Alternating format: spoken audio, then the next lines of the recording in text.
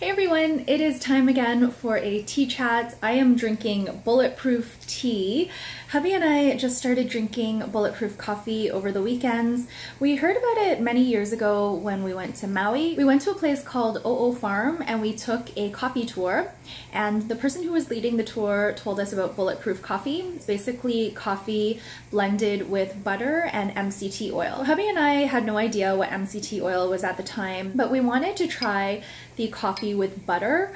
So we tried it when we got home, but it didn't work out very well because I didn't look up how to do it or anything like that.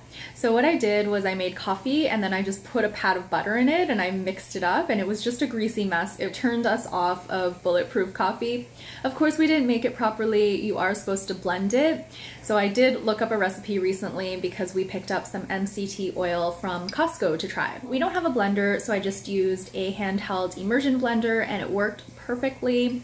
Hubby really enjoyed it. He's actually starting to do a little bit of intermittent fasting himself. I'll talk about the Bulletproof coffee or tea in another video. I'll do a standalone video on that, but that is currently what I am drinking. I wanted to vlog because I noticed recently that I have been stuck in a rut. A creative rut, to be exact. And I'm not sure why that is. I have a feeling this happened around the time of my birthday. So around the time of my birthday, I finished that memoir writing class and I was so motivated to start writing memoirs once a week, every week, for a year. I found the process of writing memoirs so therapeutic and so cathartic that I thought I wanted to implement the practice going forward every single week, sort of mimicking the class that I took. Started the blog on my birthday and I actually did like a voice recording of the final piece that I shared in class, and I meant for the blog to have a combination of writing exercises, my memoirs, as well as me reading my memoirs out loud. I got caught up in birthday celebrations and just enjoying myself and relaxing, and that I think was the start of the creative rut. And I just haven't really been consistent with anything in my creative endeavors. That's why I wanted to vlog today, was to document how I'm feeling and also the steps that I'm going to be taking to get out of this rut. The first thing that I wanted to do was this productivity hack that I read about on the James Clear website. I've been loving his website. I read an excerpt from his book Atomic Habits and I loved it. I read the first chapter, so that book is on hold at the library and I can't wait to get it. I just really love his writing, and I'm finding his productivity tips and motivation tips really helpful. His blog has a lot of that content on it and I'm subscribed to his newsletter. A little while ago he talked about the Ivy Lee method. It's basically a productivity hack for you to become more productive at work. Now you guys know I don't work full time, so I'm going to be modifying this method a little bit to suit what I want to do in my free time. I don't really have an issue with being productive at work. I'm very good at getting work done on time and keeping track of my work tasks. When I'm being paid to do something, I really put forth a lot of effort and I really am focused on deliverables. However, now that I am not working full-time, I have been really kind of like enjoying my free time, but enjoying it in a way that I feel is not productive right now, which is good from time to time, but it's starting to make me feel kind of like I'm wasting time, which I don't like that feeling. So even though I'm not doing these creative pursuits for money per se, I want to do them because being creative makes me feel good. So I'm going to be using the Ivy Lee method to further my own creative projects. The method basically entails at the end of every night, you write down 6 things, maximum 6 things that you want to accomplish the next day. And then you prioritize them, so from 1 to 6 or however many you have, but never more than 6. Once you get to work, you start tackling each item one by one, but you don't multitask. the different items, you finish your first priority before moving on to your second priority, and so on and so forth.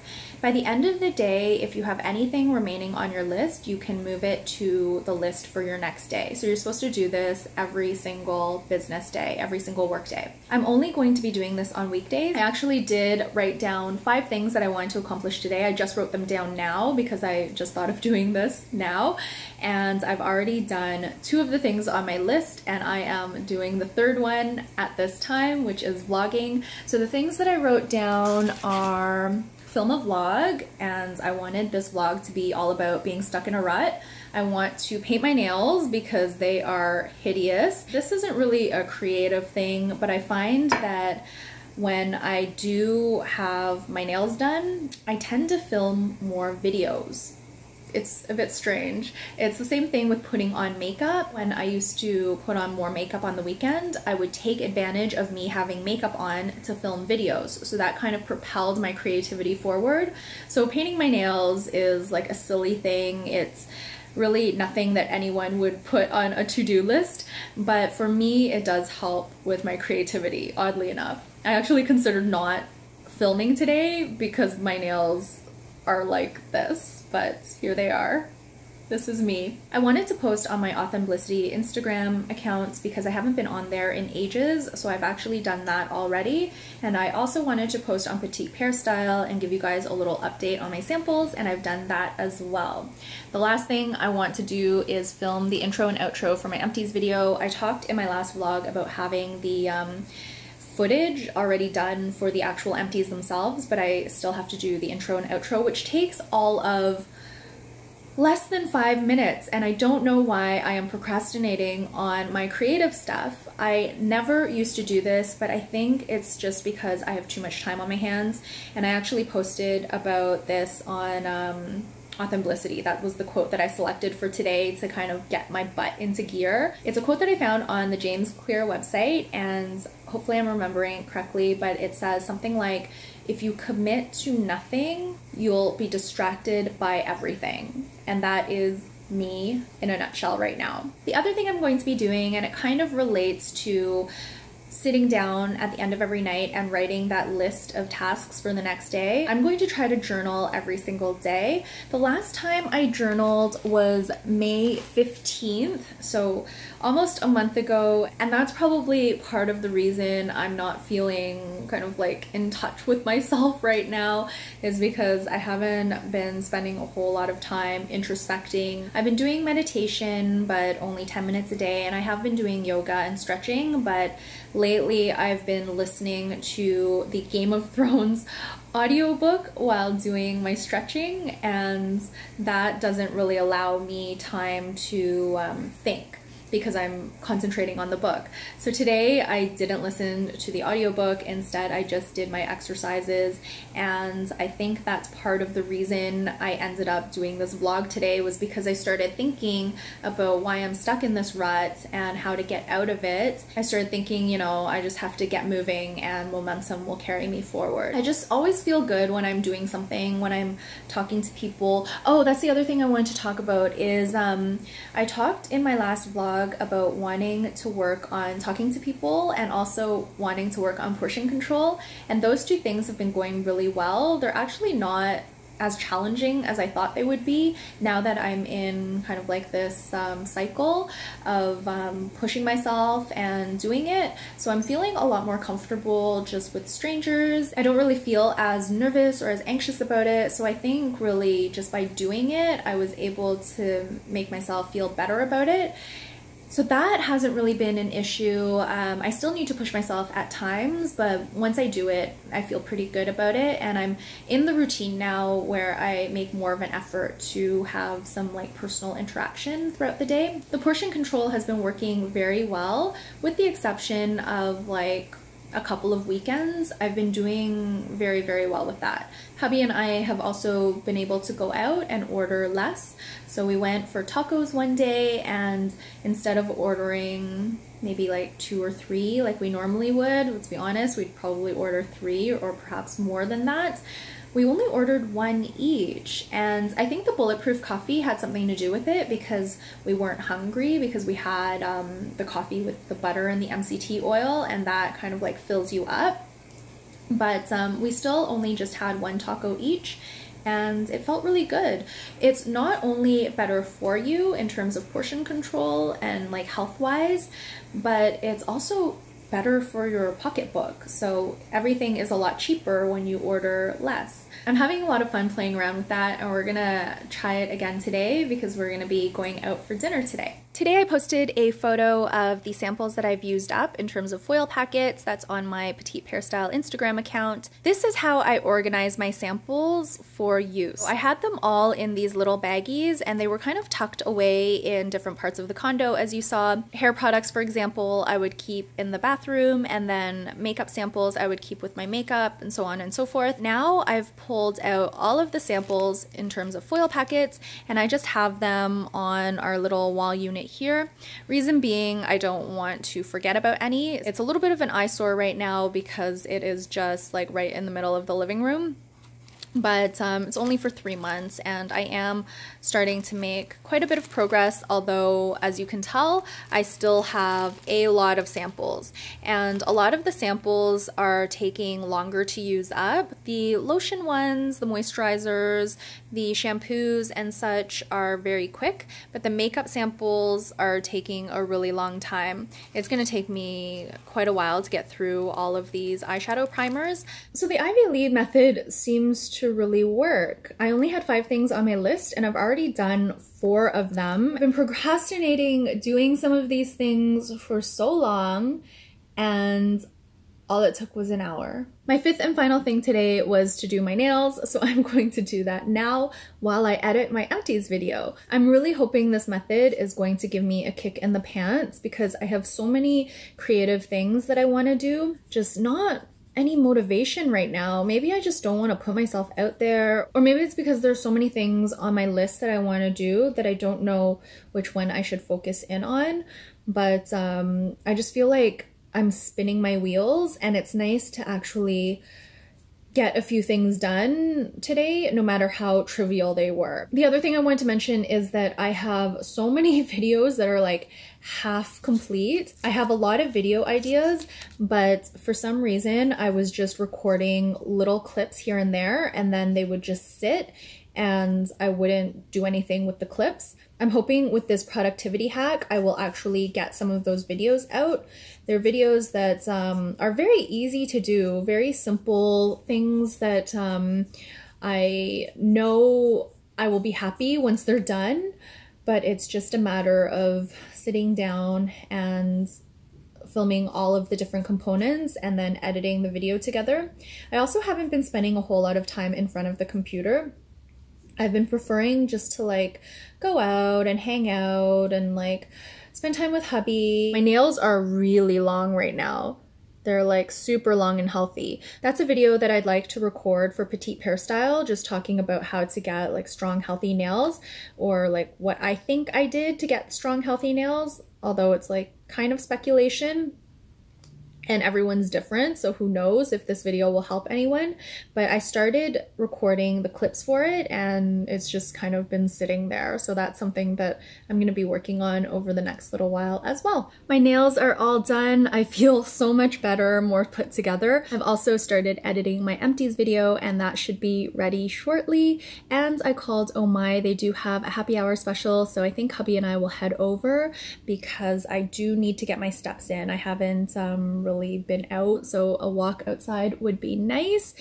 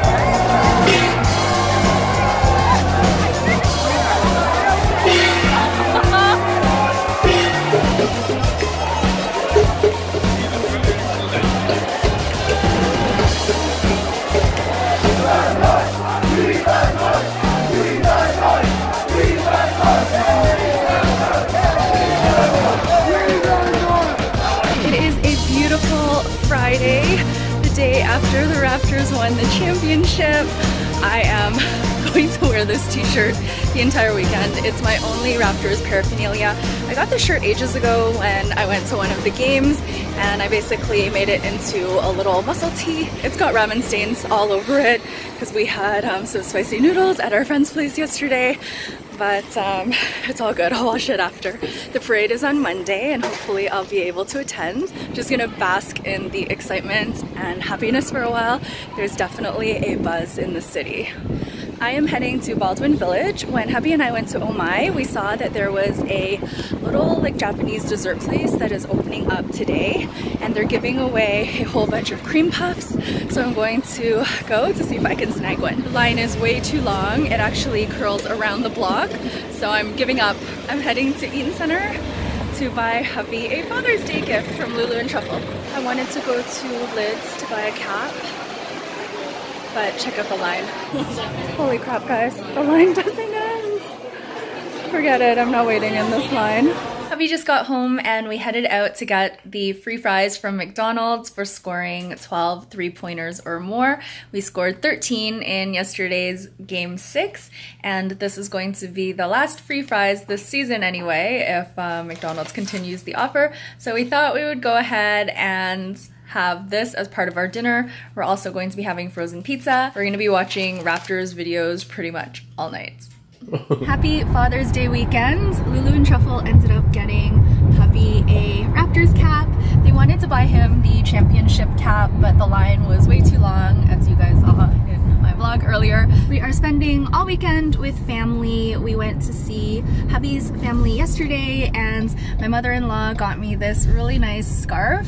I love it, and I am wearing it today. I was planning to go to City Hall tomorrow to watch the Raptors parade, or like the after party, I guess. But as we were driving home from dinner this evening, we heard on the radio that Nathan Phillips Square is almost full already. It's around 11 p.m. now. Hubby and I just returned the car and we're actually on our way home, but I figured maybe we would swing by Nathan Phillips Square really quickly. I still need a few more steps before hitting 10,000 anyway.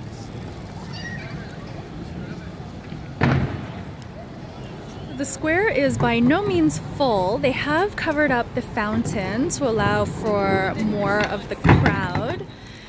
But this area behind this like championship, I don't know what this thing is, but there's a stage and some screens set up behind that. If you can see the light like beyond the arches right here, this area, that section looks like it is pretty full. But hubby and I are just checking out the sign right now, as well as the boards, which are pretty cool. And then maybe we'll head up to take a look. So maybe my friend and I could come tomorrow. I'm gonna ask someone. So here's a closer look at the stage, and there are about maybe 5 or 6 rows of people at the front and some people milling about, but there's still tons of room. I spoke with a security guard and he thinks that getting here at 10 a.m., like how my friend and I planned to, actually we planned for 10:30, will be way too late. So I'm not sure if we're gonna try for earlier. Welcome to Monday, We the North Day. I'm wearing the t-shirt. I didn't wear it all weekend after all. Thought I would save it for today. My friend and I are gonna do it. We're gonna try to watch some of the parade. I'm coming up on University Ave now, and it is pretty crazy. We were gonna go to Nathan Phillips Square, but I don't know now if we're gonna be able to get in or not. Maybe we'll just try to grab a spot along the route. But I'm gonna be meeting her at Staples, which is just north of the parade route. It is Tuesday now, the day after the parade. I have a ton of parade footage that I wanted to share with you guys. My friend and I ended up with a great spot under the Gardner Expressway on Lakeshore, right on the parade route. It was pretty empty when we got there. It started filling in from both sides, so I think where we were was pretty much right smack in the middle of the parade route. It was pretty dusty under there, but it was great because we could sit on the guardrail. We were also in the shade shade because we were under the expressway and it was nice and cool. So it was kind of like the perfect spot to wait. There was also a washroom nearby that wasn't that busy at the Harborfront Center. So I was able to run back when the parade was a little bit delayed. It was actually about an hour and a half delay by the time it got to us. When it got to us though, it was a lot of fun. We saw the president, Masai. We also saw Nick Nurse in their individual cars. Of course, we saw the Raptor mascot, who's always a lot of fun. And then we saw the player buses. There were 5 buses with players and their families. Serge Ibaka was on the first bus, and then Danny Green was on the second bus. The third bus held a lot of players. Lowry, the trophies, Kawhi Leonard, who else was on there? Drake was on there. So that was a really fun bus. And then the 4th bus, I don't remember super well. I think Siakam might have been on that bus. Van Vliet was on, I think he was on the 3rd bus as well. And then the last bus had Jeremy Lin and Marc Gasol. So we saw pretty much all of the key players. I don't remember where Norm Powell was, and there are probably other players that I'm missing, but we were really happy with the number of players we saw. The initial side that we were on, we didn't see a whole lot because we of course had to pick a side and we didn't know which side the players would be on that we wanted to see. But because we were in an area that wasn't that busy, we were able to actually follow the buses for a little bit and run and catch up to them. And then when they were stopped, we were able to take photos and videos of the players. And by then we knew which side they were on. So we actually got some decent footage of them and some decent photos of them, which I'm pretty happy about. I tried not to look at the camera. I just basically held up the camera and I tried to look at them with like my naked eye. Even though I'm vlogging, I really try to stay in the moment and I try to remain present. So my footage might not be the best, but I really soaked it in. We continued along and followed them along probably like 3 or 4 different spots until it got really jammed on York Street, and then we decided we would turn and head back. But a friend of mine actually had a hotel room booked. So we ended up going to the room after and just watching from above. There were some scary moments. I'm sure you guys heard about the shooting. By that time, I was sitting in front of TV and I was watching the speeches on TV, but then my friend called me over because he had noticed people starting to run. So I went to the window and I looked down and I saw the stampede of people, and it was really scary because nobody knew what was going on. The speeches and such on stage were still happening. By this time, my friend had checked out of the room, so we were in the lounge area and there were lots of people around us, and there was kind of just this hush that fell over us as we tried to kind of like assess what was going on. It was really eerie to see a portion of Nathan Phillips Square clear out so quickly. And I remember very vividly the plywood that they had put over the fountain just being covered with a sea of people, but then you could see that like light wood color of the plywood as they all started to run. Meanwhile, the other side of the Toronto sign, the one that was closest to the stage, remained very full with people. Then on stage, someone announced what was happening, and as we got a sense of what was happening on our Twitter feeds and whatnot, it seemed like the Toronto police handled everything very quickly and the speeches continued on, so it seemed like the threat was under control. By that time, my friend and I had to leave anyway. It did put a damper on the day, but overall, it was just such a great day, so much happiness and so much joy in the city. It was definitely intense, to be sure, because there were just so many people. I've never seen so many people in downtown Toronto, even when the Jays won the World Series. I didn't go to that parade, but I was out and about during the actual win when we won the World Series. And there were a ton of people, very similar to when the Raptors won the championship, but to see so many people in so many areas of downtown, just all along the parade route, it was really, really intense and very joyous as well. I think most people were super happy and super excited, and there was just a real sense of camaraderie. It was an interesting day to be sure, and I'm glad I have the footage to look back on for many years to come. I'm going to end off the vlog here. I had a few minor tasks that I wanted to do today, but the main one was to finish this vlog. If you were at the parade yesterday, I hope you had a great day. It was definitely a hot and long day, but I hope you had a really safe celebration. Keep enjoying the beautiful weather, and I will see you all very soon. Bye!